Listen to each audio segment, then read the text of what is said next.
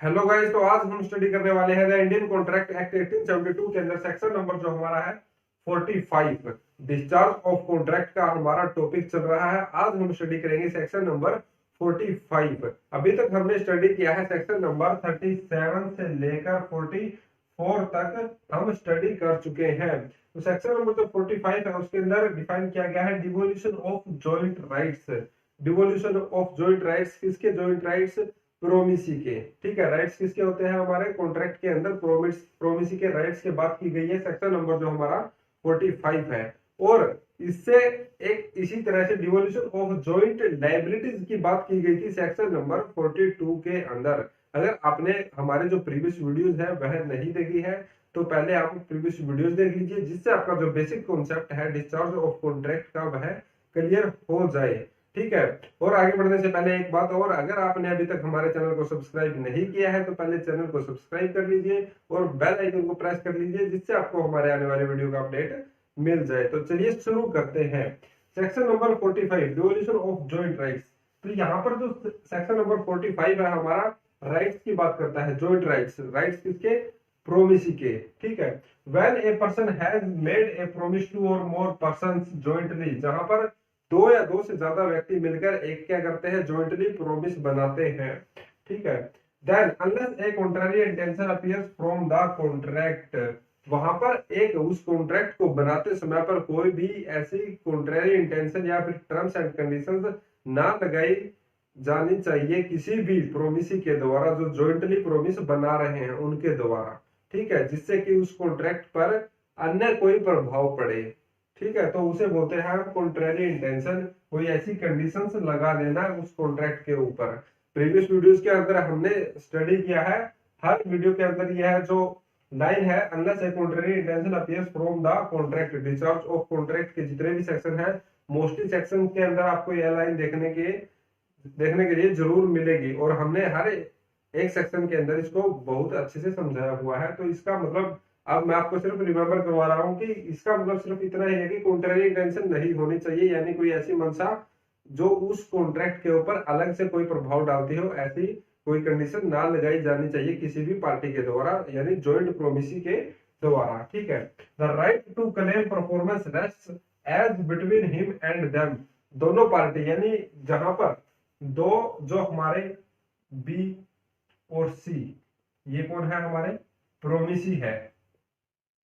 ये दोनों क्या कर सकते हैं? ये क्लेम कर सकते हैं अपने राइट को, किससे? प्रोमिसर से।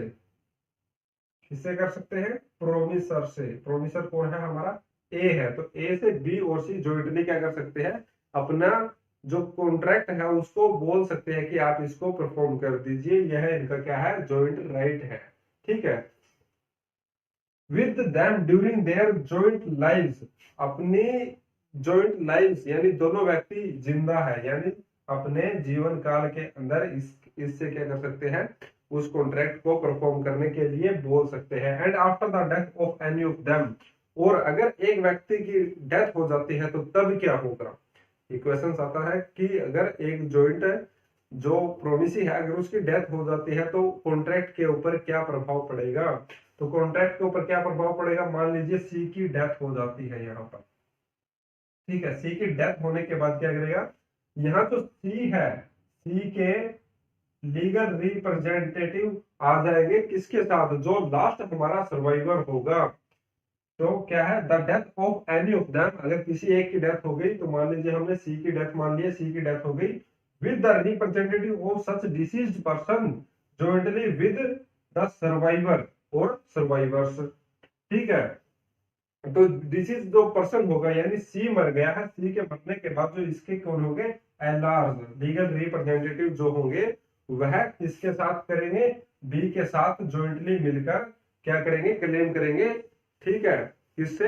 ए से क्लेम करेंगे, जो भी अपना उनका कॉन्ट्रैक्ट है उसको परफॉर्म करवाने के लिए बोलेंगे ए को। And after the death of last survivor, और अगर मान लीजिए यहाँ पर दो सर्वाइवर यानी दो प्रोमिसी थे। ठीक है, ए बी और सी प्रोमिसी थे। यहाँ पर दो प्रोमिसी थे। पहले तो डी की बी बी की डेथ हो जाती है, ठीक है, लेकिन सी बचता है, सी के साथ कौन है, बी के लीगल रिप्रेजेंटेटिव है। अब मान लीजिए दोनों की ही डेथ हो जाती है, तब क्या होगा, तो अब यहाँ पर दोनों के जो एलआर होंगे यानी लीगल रिप्रेजेंटेटिव होंगे, वो दोनों जॉइंटली क्या करेंगे, last survivor with the representative of all jointly, तो ये दोनों जॉइंटली किससे क्लेम करेंगे, ए से क्लेम करेंगे। तो इस तरह से हमारा जो कॉन्ट्रैक्ट है वह परफॉर्म किया जा सकता है, और उसको जो हमारे प्रोमिसी हो थे, जो प्रोमिसी थे हमारे मेन प्रोमिसी जिन्होंने एक कॉन्ट्रैक्ट बनाया था, उनके एलआर होते हैं जो वह क्या कर सकते हैं, क्लेम कर सकते हैं।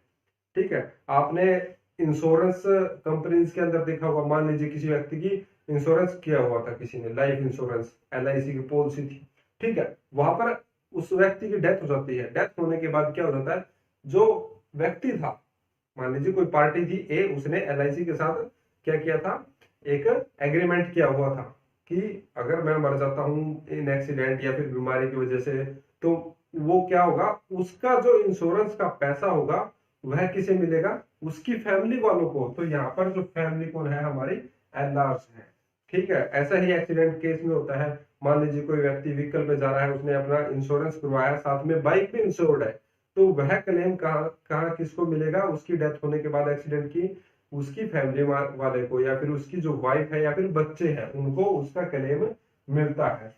ठीक है, अब हम देखते हैं इसकी जो इल्यूस्ट्रेशन है, इल्यूस्ट्रेशन के अंदर सेम यही चीज दी गई है। तो इल्यूस्ट्रेशन इसलिए स्टडी करते हैं हम, ताकि अगर एग्जाम के अंदर जो एमसीक्यू क्वेश्चन पूछे जाते हैं तो वह मोस्टली इल्यूस्ट्रेशन से पूछ लिए जाते हैं, तो आपको थोड़ा सा रिवाइज होना चाहिए इल्यूस्ट्रेशन का भी। ठीक है, ए in consideration of 5,000 rupees lent to buy him C and B, ए एक प्रोमिसर है। ठीक है, ए कौन है, हमारा प्रोमिसर है, और इसने क्या किया था, बी और सी से कितने पैसे लिए थे, 5,000 रुपीज इसने लिए थे बी और सी से। तो इसने जो ए है, इसने क्या क्या बोला था कि मैं एक स्पेसिफाइड डे को आपका जो पैसा है आपको लौटा दूंगा। मान लीजिए इसने बोला था 15/5/2022 को मैं आपका पैसा लौटा दूंगा। लेकिन अब क्या हुआ, यहाँ पर जो हमारा बी है वह क्या हो जाता है, डाई, मर जाता है, उसकी डेथ हो जाती है। कब, यानी 14/5/2022 को बी की डेथ हो जाती है। The right to claim performance rest with B as representative jointly with C during C as life. तो यहाँ पर हमारा कौन जिंदा है, सी जिंदा है। सी क्या करेगा, बी के रिप्रेजेंटेटिव के साथ मिलकर क्या कर सकते हैं, क्लेम कर सकते हैं अपने राइट्स को, किसके किससे, ए से, जो प्रोमिसर होगा उससे अपने राइट्स को क्लेम कर सकते हैं।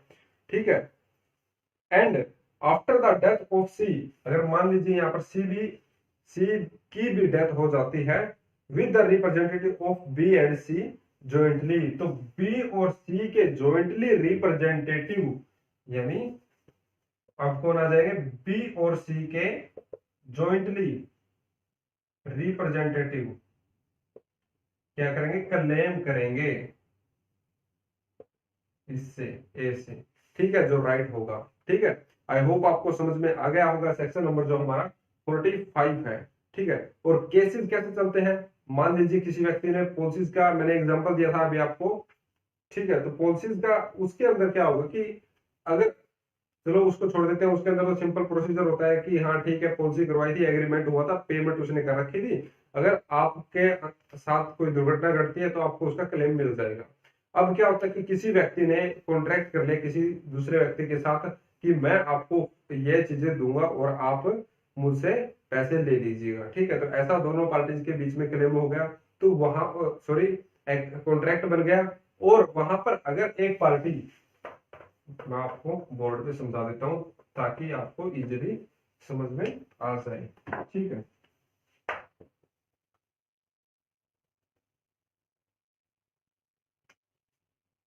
ए बी सी डी, ये कौन है, प्रोमिसी है हमारे, कौन है हमारे, प्रोमिसी। ए कौन है हमारा, प्रोमिसर।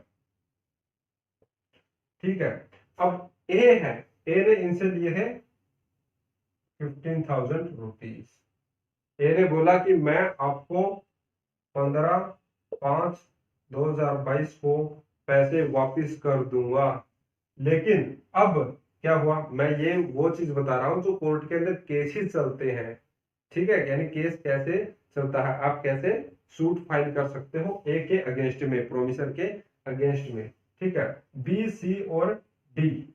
अब जो ए है हमारा, ए ने क्या किया, जो 15/5/22 है इस तारीख को पैसे नहीं दिए 15,000, बी सी डी तीनों में से किसी किसी को भी पैसे नहीं दिए, ठीक है। अब जो बी सी डी है वह क्या करेंगे, ए के पास एक लीगल नोटिस भेज देंगे, या फिर पहले उससे क्या हो सकता है कि ये डिमांड भी कर सकते हैं, डिमांड कर सकते हैं कि आपने अभी तक पैसे नहीं दिए हैं, ठीक है। डिमांड इन्होंने या ओरली कर ली, ओरली करने के बाद अगर ए है हमारा जो क्या कर देता है, डिनाई कर देता है, डिनाई करने के बाद ये क्या करेंगे, लीगल नोटिस भेज देंगे।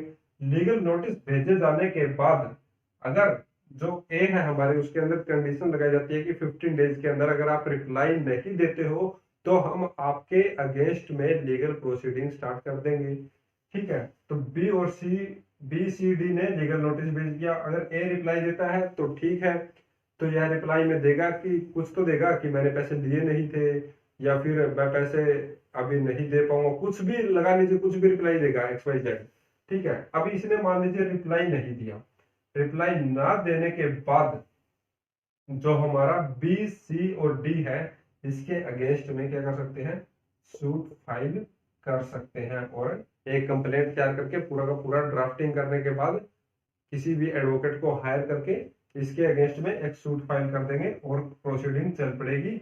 और जैसे ही सूट फाइल करेंगे, फर्स्ट जो हमारी डेट होगी यानी कंसिडरेशन की लगेगी, कंसिडरेशन की लगने के बाद इसके पास जाएगा हमारा नोटिस, और नोटिस जानने के बाद ए को पता चल जाएगा कि भैया बी और बी सी डी ने तो अब अपने अगेंस्ट में केस कर दिया है, ठीक है। तो अब इसको क्या होना पड़ेगा, कोर्ट में अपीयर, जैसे ही यह नोटिस ले लेता है, ठीक है। तो इस तरह से चलती है हमारी कोर्ट की प्रोसीडिंग, और ये अपना जो पैसा है क्लेम करेंगे इससे, और एग्रीमेंट अपना दिखाएंगे जाके कि हमारे बीच में ये वाला एग्रीमेंट हुआ था, यह टर्म्स एंड कंडीशंस थी, इसने यहाँ पर सिग्नेचर किए थे, ये जो हमारे विटनेस थे, ये चीजें किसको प्रूव करनी पड़ेगी, बी सी और डी को प्रूव करनी पड़ेगी, ठीक है। तो आई होप आपको समझ में आ गया होगा। अगर फिर भी कोई बात आपको समझ में नहीं आई है तो वीडियो के कमेंट सेक्शन में जाके आप कमेंट करके हमसे अपने क्वेश्चन पूछ सकते हैं, हम आपका आंसर जरूर देंगे। तो मिलते हैं नेक्स्ट वीडियो के साथ, तब तक के लिए take care, bye bye, thank you.